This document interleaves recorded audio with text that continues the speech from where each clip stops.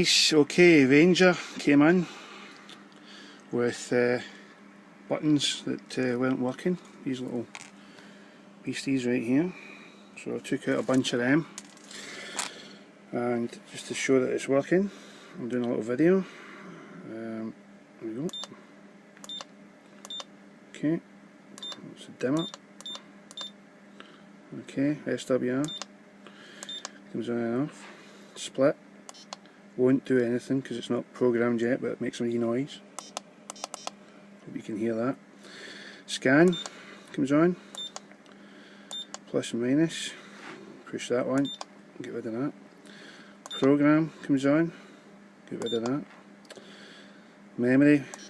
No memories, but I think you can hear the buzz there. Enter button as well. Okay. Lock. Okay. And then down, up, all working, and that's it. Got volume control, everything's working there, channels up and down. Okay, that's that sorted. So, little video there, Chris, show you your rig working again. Cheers!